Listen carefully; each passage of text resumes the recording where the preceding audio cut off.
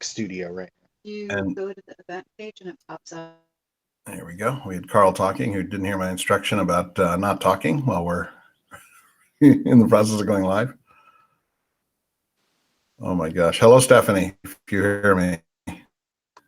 So, but yeah, we're going to do a roundtable. We're going to be talking about real estate. Somebody had posted in one of the chats that we needed to have a talk about real estate. A lot of things are different today. So we're going to do a little bit on real estate tonight, and mortgages. Don't forget mortgages.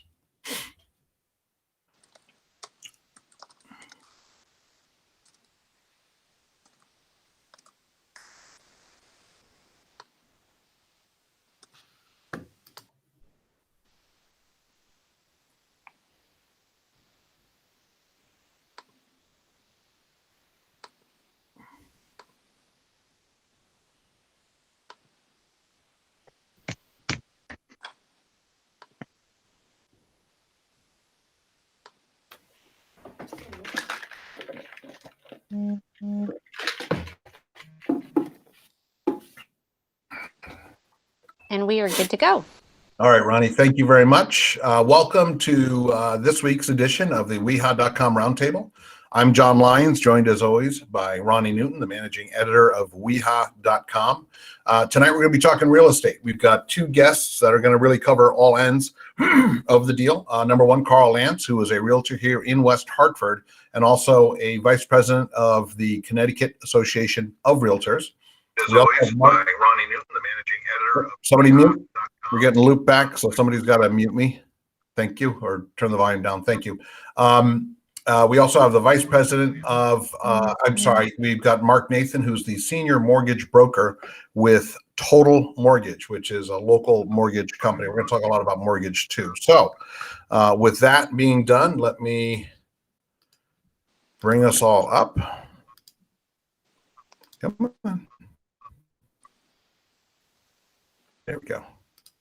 Carl's there we go. It's being stubborn. All right. Let me make sure everyone can hear me. Carl, you can hear me okay. Okay. Ronnie, you can hear me okay. I can hear you just fine. Mark, you can hear me okay. Reason why I ask is we had a little bit of a feedback loop. And also I'm going to do a little I can. Hang on. Ronnie, hang on. I'm going to organize here for a second.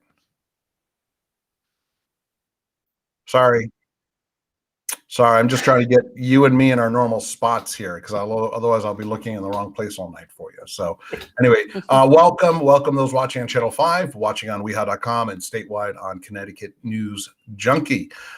So I'm looking forward to. I've been looking forward to tonight's show. So let me tell you what started this conversation about a week ago. Is a woman is searching for a house.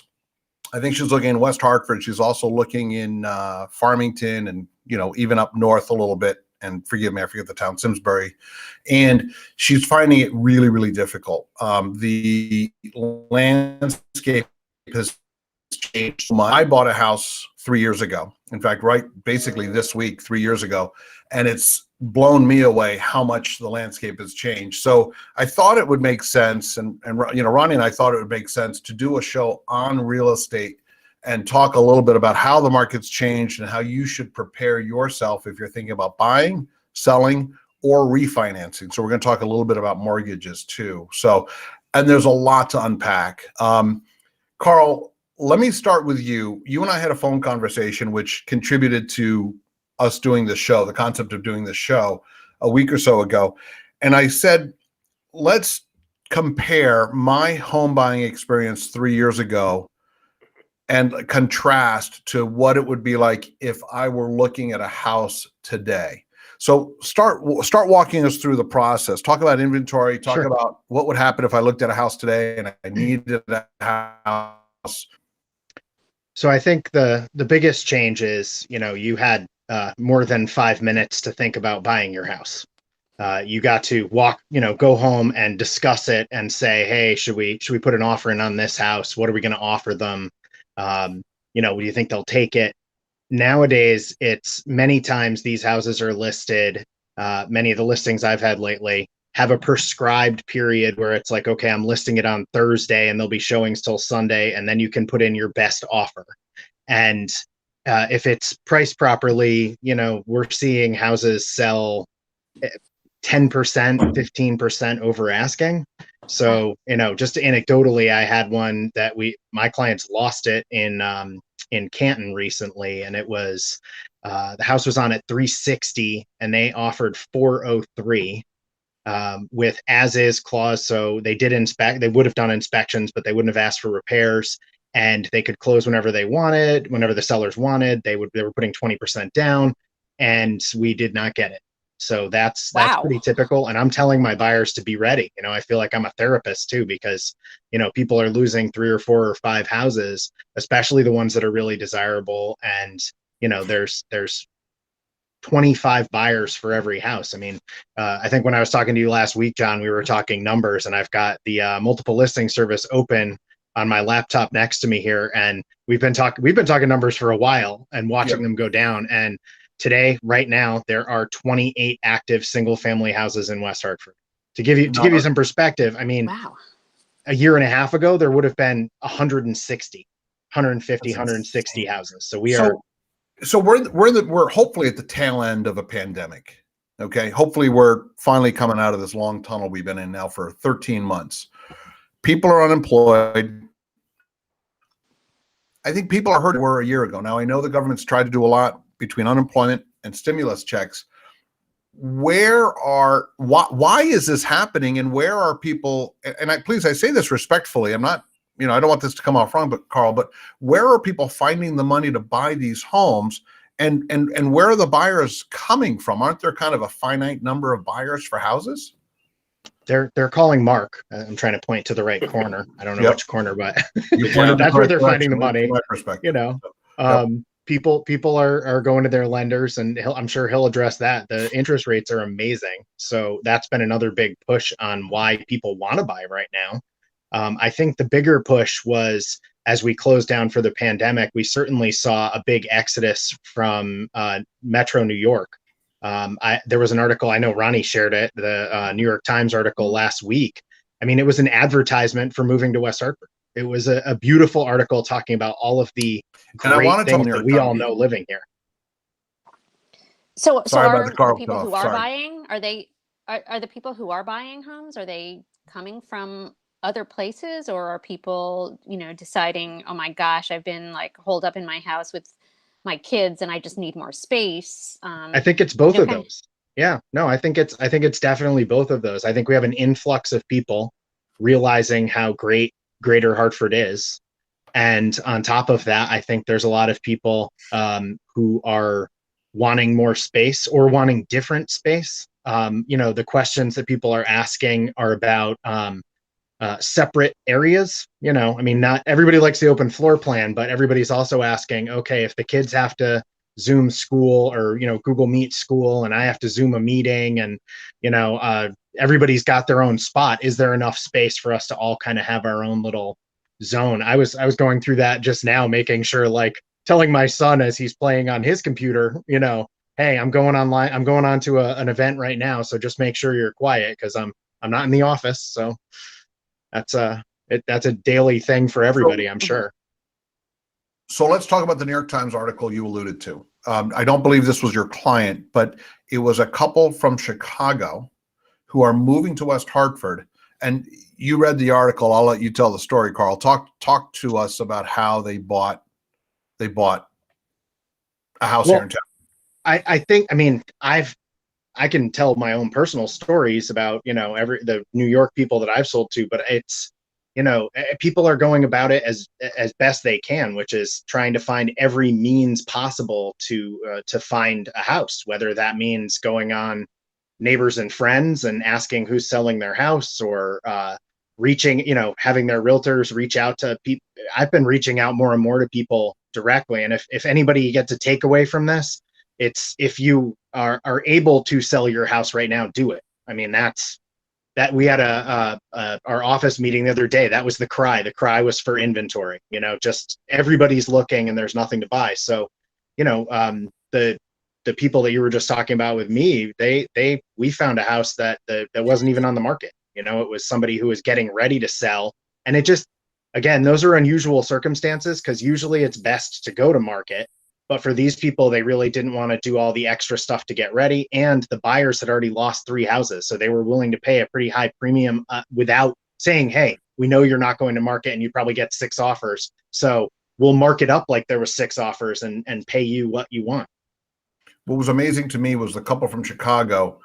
They literally only looked at the house from Zoom, through a Zoom or some other sort of video. They looked at the interior, they looked at the exterior, the house.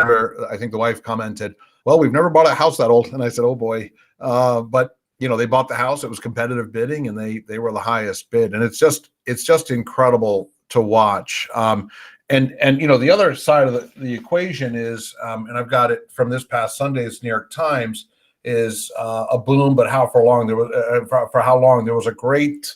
There's actually, this is just chock full of articles relating to this boom, and I don't want to call it a bubble, because I think the lenders, and we're going to get to you here in a couple of minutes, Mark, but I think the lenders are being a little bit more responsible today than they were being in 2005 and 6. But it's just crazy. So 20, what'd you say, 28 houses on the market? 28 single family right now. And and of those 28, what's the average time on market, would you say? I can tell you. Let me just take a quick peek. I can give you the stats, but I did pull. Not long is the answer, right? Not very long. Yeah, no. There's a few. I mean, I think some of the upper echelon houses, I would say most segments of the market are moving quickly, but some of the very high end stuff is a little bit slower. But I mean, I'm looking here, and I think the longest days on the market I'm seeing here, there's a couple in the 200 days range, but I'd say the you know, most of them are between 0 and 2 weeks. So yeah. very low. It took us 2 And years. what do you define as high end in this market? Well, right now, I mean, of those 28 houses, the most expensive is on for 2.187 million, and kind of goes down from there, with the least expensive being 197,000. But I'd say the million plus is really what we're seeing more of things that are moving a little slow. There was a beautiful house that just came on the other day that caught my eye, and I don't have a buyer for it right now, but it was on for mid 900s, and it was gone in 2 days. And I was just like, that house was beautiful. So, you know, if it's priced right, and Carl, where was it? If I can ask, it's a local show. Where was it?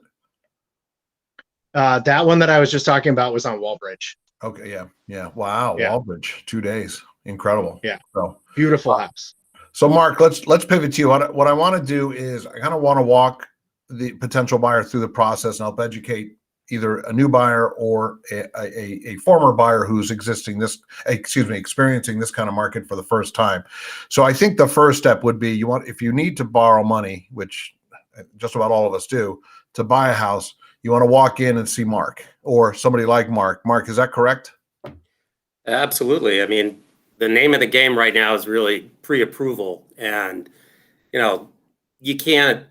Some people won't even let you see a house without a pre-approval. They don't want any, you know, just people who are looking around or a neighbor coming in.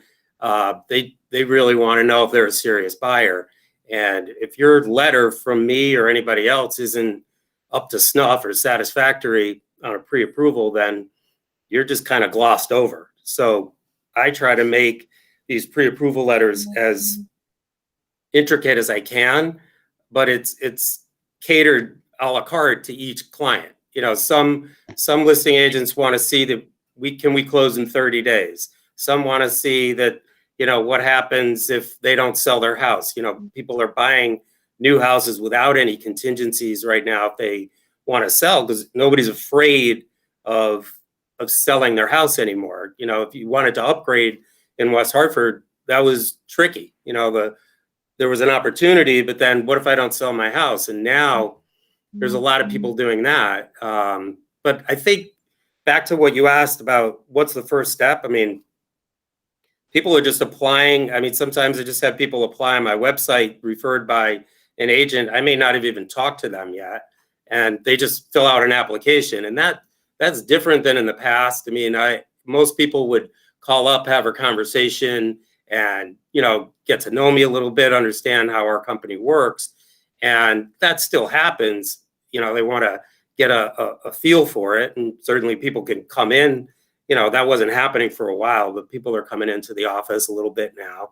But most people are doing everything, you know, we're doing Zoom calls, we're doing phone calls, we're doing email, and they're giving me all their information. I'm running credit and I'm getting them pre-approved so I can write a strong letter that says, you know, they can buy without contingencies. There's really nothing to worry about here.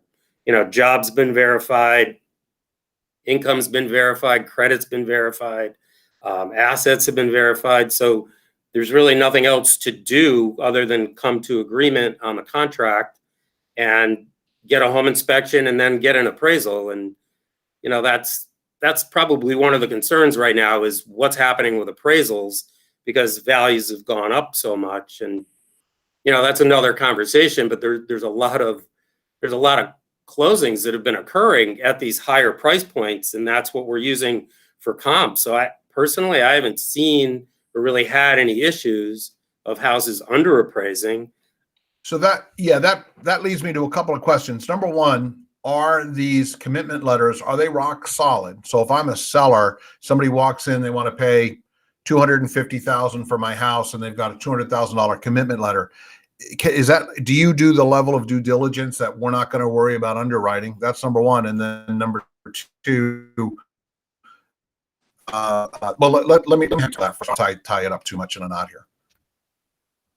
Well, I lost you there for a second. You said number two was. I'll come back to number two. Okay.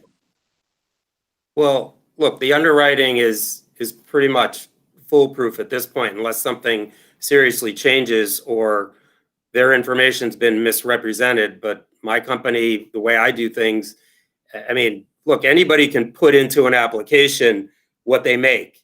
And, you know, if you're a salaried individual making, you know, $75,000 a year and you put that in, then that's what it is. But if you say you're making $75,000 a year and you're self-employed, a lot of times on the tax return, that's a little different. So depending on the client and their qualifications, we have to scrub that.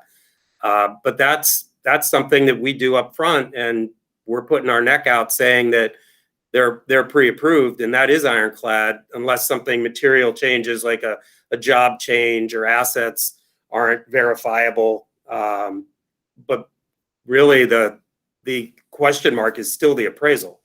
Hey, John, I was just So gonna. that was part two of Yeah. the question. Are these appraisals coming back high enough in general?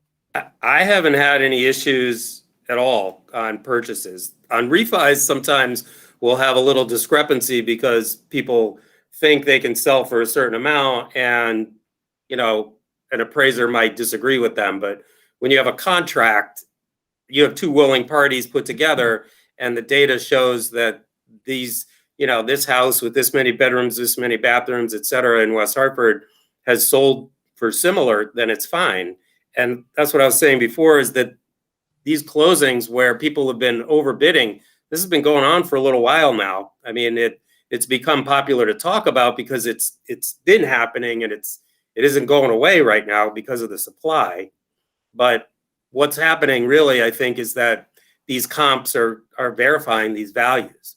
But there are some that they make an agreement to buy a house, and if they say if it underappraises, we'll pay the difference. And Right. you know, I've seen that quite often, or we'll negotiate up to a certain point, but it hasn't happened yet for me personally. I'm only one loan officer, but you know, I'm sure it's happened out there a little bit because there are some appraisers that are pretty conservative, but for the most part, haven't really had any issues. And people know, clients know, like if it doesn't appraise, I'm still buying this house because I can't go back to the drawing board, find the next house that I maybe want and then bid against 15 or 20 people. So the sellers are in the driver's seat. My gosh. I mean, We were just doing a deal. We put in an offer on a house last week, and Mark was doing the loan for my buyers, and the sellers actually asked, how much tolerance do your buyers have to absorb an underappraisal? They literally said, would you put in the contract how much they'd be willing to absorb? And so that's when I said, hey, you got to talk to Mark and say, okay, if you're buying this house for 375 and it only appraises for 360, 355, whatever it might be, what's that going to mean to your loan? And how much can you tolerate before it becomes unaffordable? But that is something that some agents are asking and some sellers are asking because they're concerned. But I was going to reiterate what Mark said just about the getting pre-approved properly. And I think, anybody can put in what they want online, but I will say having a trusted lender is a huge piece of the puzzle right now, because if other agents know the reputation of a good local lender, whether it's Mark or somebody else, that holds weight. It's better than just the printed out thing from the Bank of America website. Like nobody's actually looked at your stuff. It just went through an automated approval, and nobody's actually checked the boxes to see that you really can get what you want. So those little differences are making all the difference right now. So if somebody says they're willing to absorb an under appraisal, who vets to make sure that they have that extra $15,000 or whatever it may be to make up the difference? Well, we would do make that. Sure that money's in Yeah. the bank, or that they can take out Yeah, a no, we're- larger size loan, or Part of our pre-approval process is to collect the asset statements and talk to them about, what would they do if that happens? Do you have the money? Can you get it from a 401k loan? Can you get it from a gift from family if you're tight? And we validate that. I mean, that's a true pre-approval, is giving me your bank statements and showing me that you have the liquid funds, or you're going to move money from, a non-liquid account, like a stock account, a brokerage account, or a retirement account. So validated. So the first thing a buyer needs to do really is go see Mark. Yeah.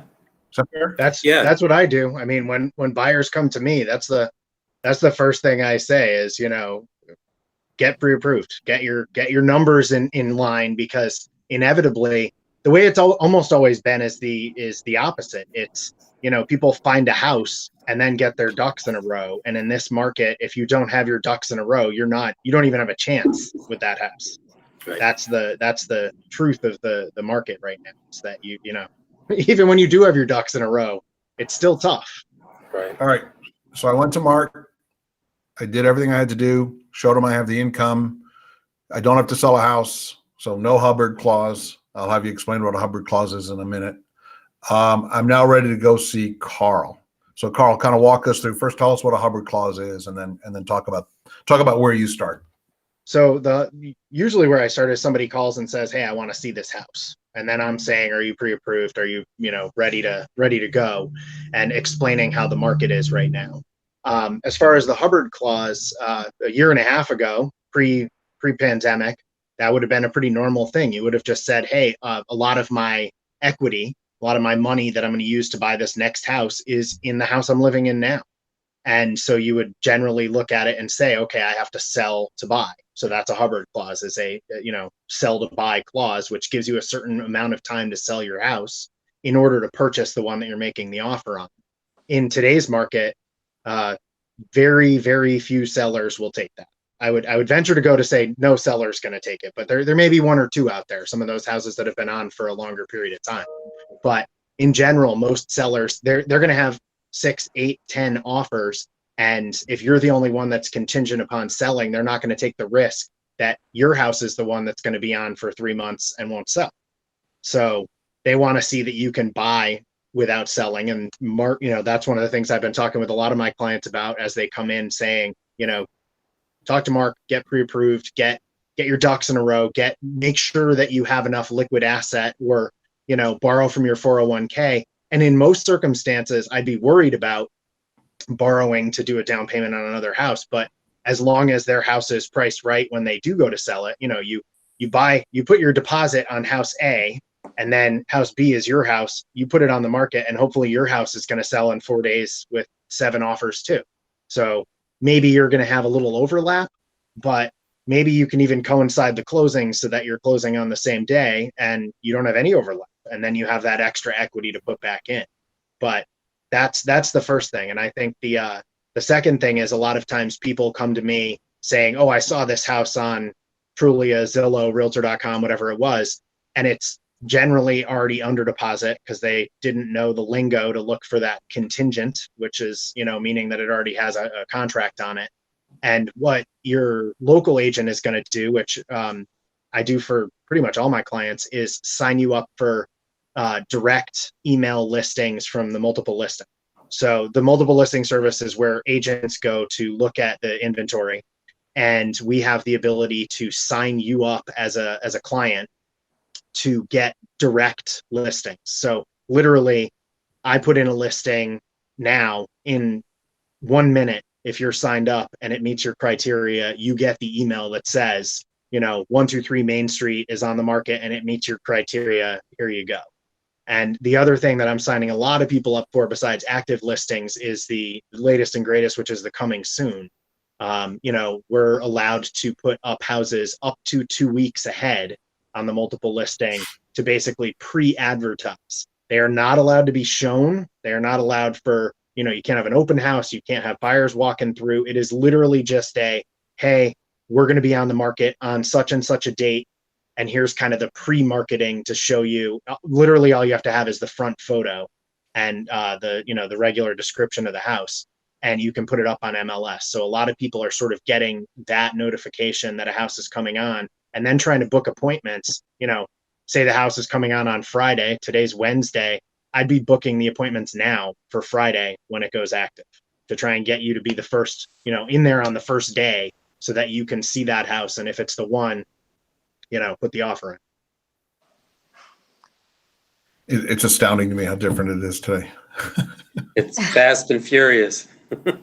So I bought my tight. house 23 years ago, so that it's been a long time, but we helped our daughter and future son-in-law buy a house 2 years ago, and it was definitely nothing like this market at all. But I actually have a question about qualifying for a mortgage. The impact of the pandemic has been, it's impacted the real estate market in a lot of different ways, but a lot of people have suffered, financially. Are lenders more cautious about people's job situations than they were before? I mean, how difficult is it to actually pre-qualify to get a mortgage? It's definitely a little more difficult. I will say that I haven't talked to a ton of people to get pre-qualified that have been affected by COVID because they're just not ready, because they know, like, they're worried about the employment or the income. But what the industry is doing is, looking at each individual and making sure they understand the effect of them on COVID. We're seeing income before COVID and during COVID, and now after opening up, we're seeing pay stubs, we're seeing W-2s, we're asking about self-employed, their businesses, how were they affected? We're looking at tax returns and bank statements to see cash flow for those self-employed individuals, and, seeing how their business, we know what their business is, and we all know, like, what's been affected, maybe a restaurant owner versus, somebody working at the Travelers. They're still working. Maybe they're working from home, but that hasn't changed. But it's also looking at profit and loss statements. If we have a client right now that's, filed their tax returns for 18 and 19, but they haven't filed 2020, and that was the pandemic year, and we're 4 months into 21, and they can't give us any data, then it's not going to work. We would really need to see that they're okay. And the industry's been scrutinous of that, I think, and rightly so. They don't want to create a problem for those individuals either. But it's really been an unknown. Let's face it, we've never really seen anything like this. On the flip side, one of the positives has been on the appraisal side, where we're actually getting a lot of waivers for certain, clients that are coming in and putting down large down payments or refinancing properties that, maybe they're just at 50% of loan versus value percentage because the values have gone up and they want to refinance.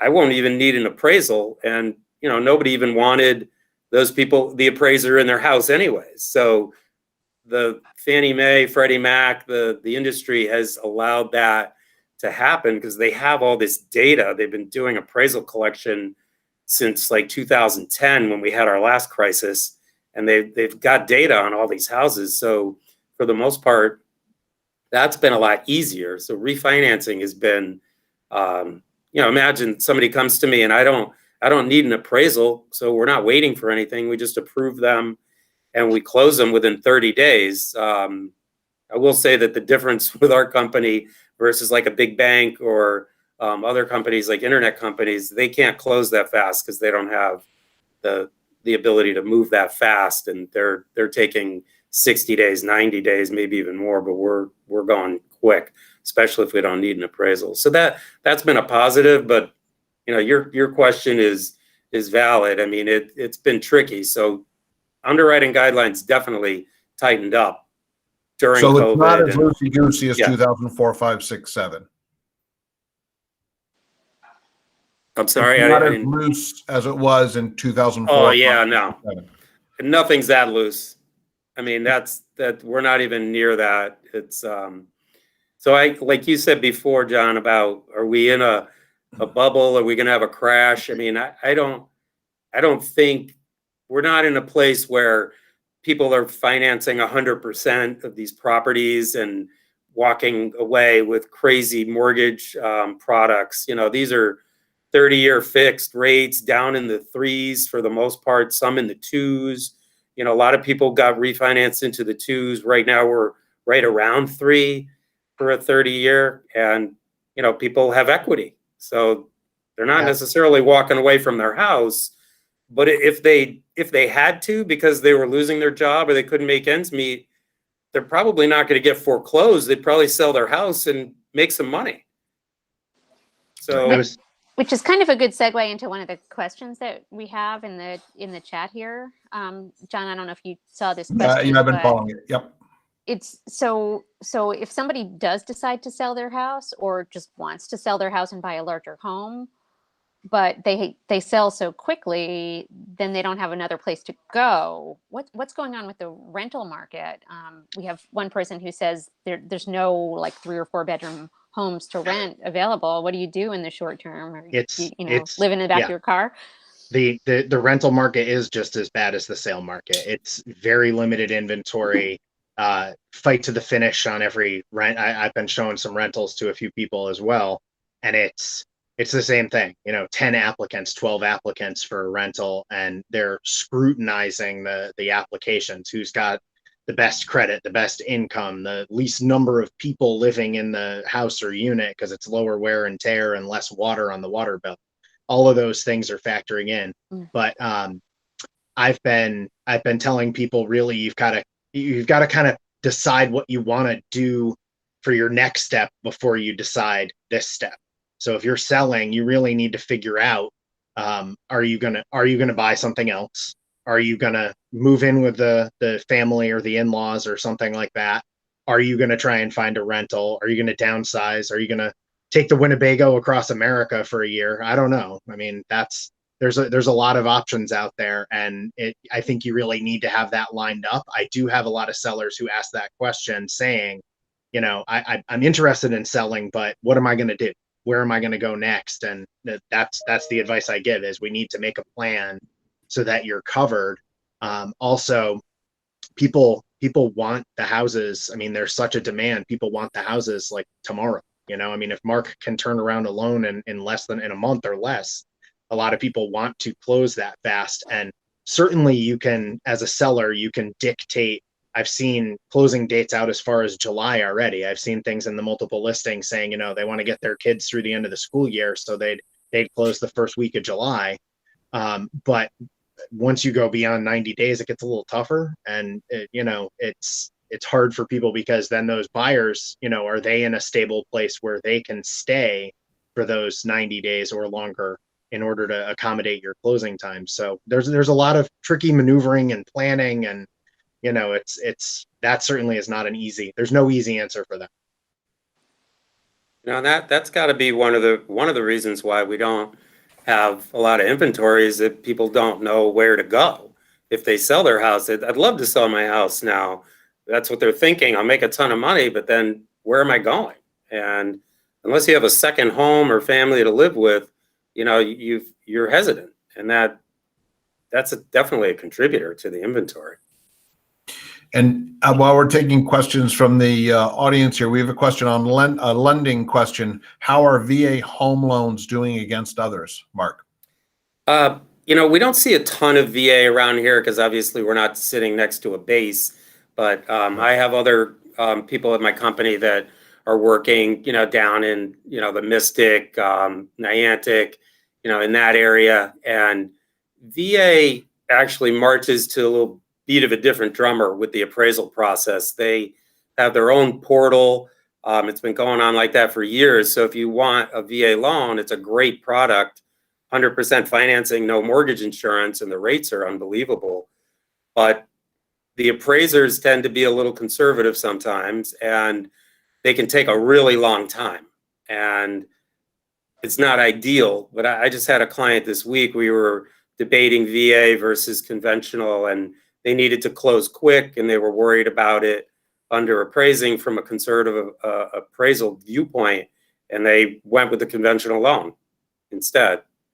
And that was a little easier decision for them because they were already going to put down some money. If they needed 100% financing, then they probably would have gone with the VA. But truthfully, I don't. They're up against so many offers where people are putting down more money that I don't know that a seller is taking a VA offer with no money down right now. I can tell you too. Yeah. Tough when you're instant. And Carl, what I mean by this statement. Oh, sorry about that, Mark. I didn't mean to cut you off. Okay, no, I'm good. I was just gonna say. I was gonna say that we are having sellers scrutinize loan products.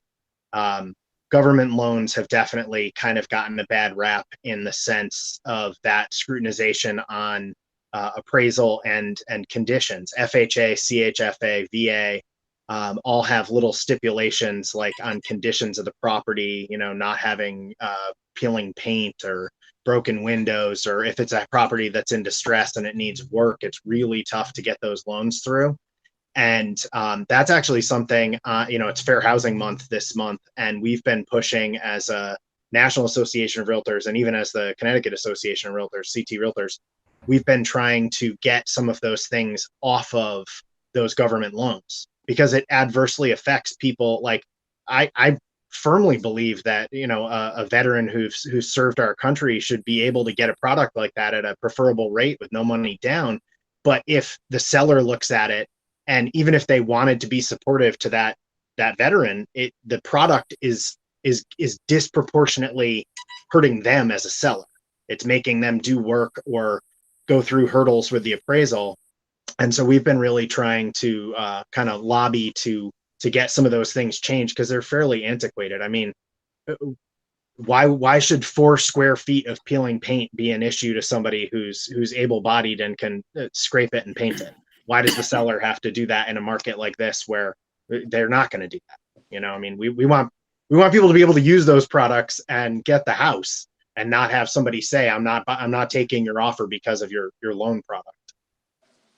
The next step would be you find the house of your dreams with Minisky, and then you make the offer, and really your choice is to put an inspection contingency in there or not. And Carl, talk about contingencies, mortgage, inspection, radon. The more contingencies you put in, the less likely it is your offer is to be accepted, right?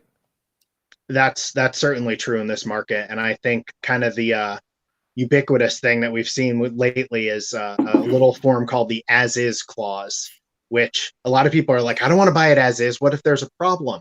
And really what it allows you to still perform your inspections, but it doesn't obligate the seller to do repairs.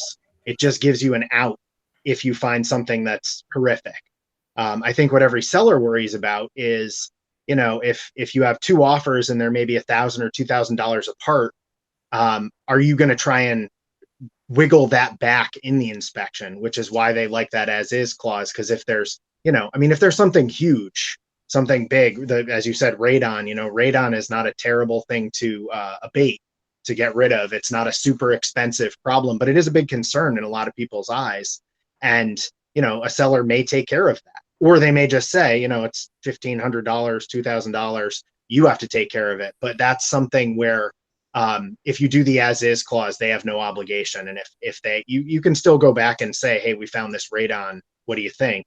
But they have no obligation to do it. And if you are really overly concerned, I would say the bigger one that we see more of is, like east of the river, not so much in West Hartford, but with the crumbling foundations. That's still been a big thing where people are saying, if you're buying a house in South Windsor, you want to make sure you have at least an as is clause and get an engineer in there to check it out if it hasn't been checked out already, because that's life changing. I mean, that's not $2,000. Carl, do me a favor for the audience. It's not something that impacts us, thankfully, here in West Hartford, but talk about what happened, what the litigation is. Is there has the government put together a bailout fund? Talk about what the issue is and what's happening with it. So probably a decade ago or so, we sort of found out about this. This is an issue mostly northeastern Connecticut. It was there was one major quarry and concrete provider, JJ Motus was the company, and they were the one that sort of caught the brunt of everything. They are actually out of business quite a few years now. But they were using a quarry, and the aggregate, the stone and stuff that they would put in and mix into the concrete had pyrrhotite, which is basically like a metal, more or less, and it oxidizes. You think of metal, it rusts, that's oxidation.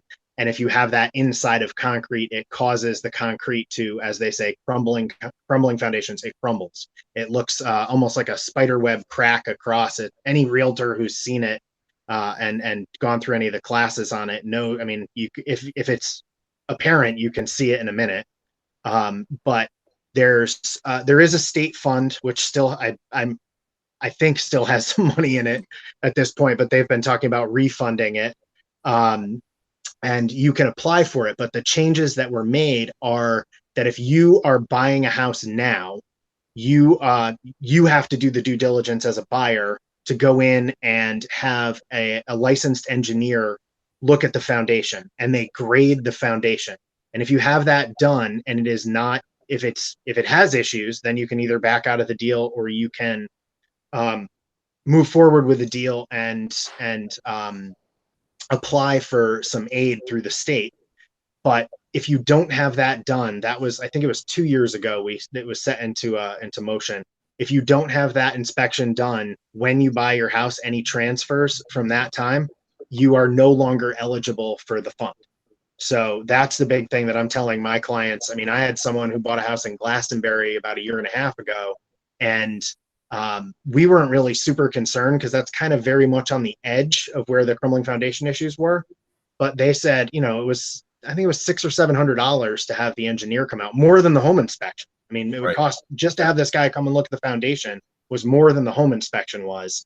And they said, we are absolutely doing it. And I said, that's a great, if you have any concerns over this, that's a great thing to do, because then at this, they can't tell you what's going to happen in the future until you do a core test, which is drilling through it and sending it off to a lab. But they can do a visual inspection, and as long as it doesn't show anything, at that point, that you're okay for now. It is a terribly tragic situation. I know we're not really talking about West Hartford. Were there any homes? What was that? Carl, were there any homes? Sorry, were there any homes at all in West Hartford impacted or not? I have heard of none. There is a map on one of the state's websites that shows everywhere, and I haven't checked it in a bit because it's been a little crazy. But I have not seen any houses in West Hartford. There's been a few outliers in a few spots, but the bigger thing, the reason why you don't see it too far spread is the amount of time that concrete in a mixing truck can sit is finite. So that's why they sort of set that 25-mile radius ish around that one particular quarry, because once you start getting further than that, the concrete will start to set in the truck. Okay, so interesting. Okay. Thankfully, we were saved by that. I think Yeah. It could have been much worse if it could have sat in the truck for days. It really is terrible. It's got to be a six-figure repair. It has to be 6 figures to do the repair on a typical 3 or 4 bedroom house, right? I've heard everything from $150 to $250,000. And Wow. one of the things that the state has done is on some properties, and this is something, again, if you're looking at a house that may have this issue or does have this issue, they've done tax abatement. So what they've offered is basically to say, you will only pay property taxes on the land. So it cuts your tax bill. For many people, it cuts it in half. But even if you get that, I mean, let's say you have an $8,000 a year tax bill, that's only $4,000 a year. If that's, So you it'll know, take 20 years or more to get there. yeah, you That's got a a lot. long time before you're going to pay off the rehab to the house. Yeah. I do know somebody who is having their foundation redone now because of the crumbling foundation. I think she lives in South Windsor, and she had pictures like right before Christmas of her house up on risers Yep. as they created a whole new foundation, and she was living in an apartment. I don't know how long it's going to take, or she may be back in it by now, but just it's the process crazy. to go through to have that foundation recreated is just unbelievable. I can't even imagine. It's I mean, awful. really, it's awful. It's awful. So kind of went down a rabbit hole there, Carl, but I think it's valuable because you know what? There are people in West Hartford who, maybe are getting empty nesters, that sort of thing. They're looking to downsize and they're looking maybe to save some taxes too, not as concerned about the schools, or maybe they're looking at some towns outside of this area and they should be aware of it.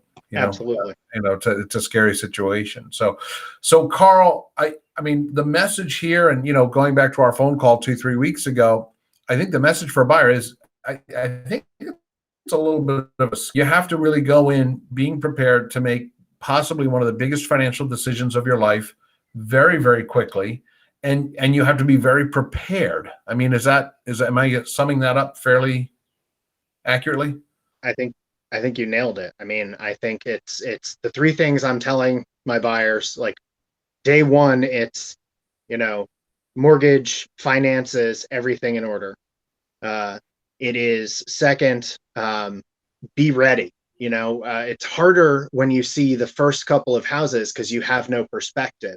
But once you get deeper into the process, I find oftentimes people lose a house or two or three before they get the one that they want because they are not psychologically ready to throw everything at it, go in guns blazing full force. So sometimes that happens. So I always tell people, if you see that house, you've gotta put your absolute best foot forward. And the advice that I give, which I've taken myself, because we bought our house in 2006 and we put an offer on another house and lost it.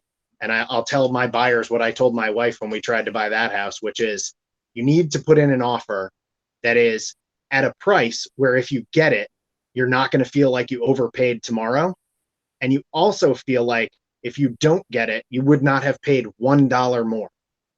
That's a number that you have to come up with. I can give you comparables. I can show you what else is sold, but that number is a psychological number in your own head. There's a number where people say, this is too much. I can't pay any more than that. And, I can say, sure, you should go 10,000 more than whatever that number is. But I don't ever want my clients coming back saying, I feel like I overpaid. I want you to feel like, okay, I went to the number that I was willing to. And if I get it, I get it. And if I don't, we'll move on to the next one. I got to that add number to has that. to be pretty strong these days. Carl, I want to add to that because one of the things that Carl and I do, especially in this market, is I'm trying to educate the clients on, well, what does that mean if you pay 10,000 over ask? I mean, it's all up to you, and what's the payment effect? So every $10,000 at today's interest rates is less than $50 a month, $45 a month. So I'm not an advocate for overpaying, but if that's what the market's doing and you like a house and you need a house, you got to be ready, like Carl said. And if you're going to go a little bit over, it's not as bad as you think, but it's that mental stigma of like paying too much. It's hard. But all I can do is guide them and give them the numbers. And, once they have the idea of what the closing costs are and the prepaid taxes and the down payment, that's what we're going to educate them on, making sure you're comfortable and prepared. So one final question I have, because we definitely need to make sure we're off by 7. I have actually another event to attend at 7. What do you see as kind of turning things around? What's going to have a profound change in the real estate market, or do you have any idea? At this point, I think it's going to be, I mean, unless there was a drastic change one way or the other in the economy, or a huge change in interest rates, which I'm sure Mark would agree is not on the horizon. I think the only thing that's going to change our market is more inventory. If there's more things to choose from, maybe there won't be 14 offers on the houses. You know, if I'll say what I started off with. We had our office meeting and our office manager said, inventory, we need inventory. Tell people if they're ready to sell, put it on now because we're short. So I'll go back to that and just say, I mean, I'm looking at, we've actually been selling pretty close to the same number of units. They've just been moving quicker. So we have less on the market at a given time. But I mean, I pulled the year over years, and it's crazy how quickly it dropped. I mean, January 2020 versus January 2021, number of sold listings was down 11.3%. And the number of new listings was down 25%. Wow. So it's tough. And then you look at And sales it's literally prices. like a switch. When COVID started, this started. Yeah, This didn't Literally. start before COVID. Yeah, who knew? literally. Yeah, really Nobody. incredible. So, Ronnie, we have to. We actually have a 6:55 hard stop because we're going to lose TV. So, do you have any more questions, Ronnie, for our guests? No, I'm good. I'm good. All right. I'm going to ask. The appeal for inventory. If you're thinking about selling your house, if you want to talk to somebody about selling your house, give Carl Lance a call. Carl, how do our watchers, our viewers, reach you? You can, my cell number is 860-515-8225. My website is Lancelot, spelled like my last name, LANTZALOT.biz. You can find me right on there. And I'm on Facebook. I'm easy to find. And Mark, thinking about refinancing, thinking Sure. about buying a house, want to be pre-qualified. I want to have all the tools at my disposal so I can move quickly. How do I reach you? They can find me by just going to totalmortgage.com, and they'll ask the questions about if you're looking in West Hartford. You can find me on my website, nathanrates.com. That's NATHANRATES.com. And my cell, I use it all the time for work, is 860-985-3987. All right. And Carl, I got to apologize to you. I just realized now I misspelled your name on the opening slide. So my apologies. It's LANTZ. I'm not sure what I was thinking when I did that. I'm very, very sorry. No worries. We do have to wrap up. We got TV for 45 more seconds. Any parting shots, 10 seconds each before we call it a night? I'd just say, get after it if you're looking for a house. That's the biggest thing is be ready and go out full force. Mark, I'll 10 say seconds. mortgage local. There we Agreed. go. Mortgage. All right. For Ronnie Newton, I'm John Lyons, weha.com roundtable, and we're going to be back. We're putting some shows together. We're going to try to make it more than once a month here. So we'll see you all next time. Thanks for tuning in. All right. Thank you, guys.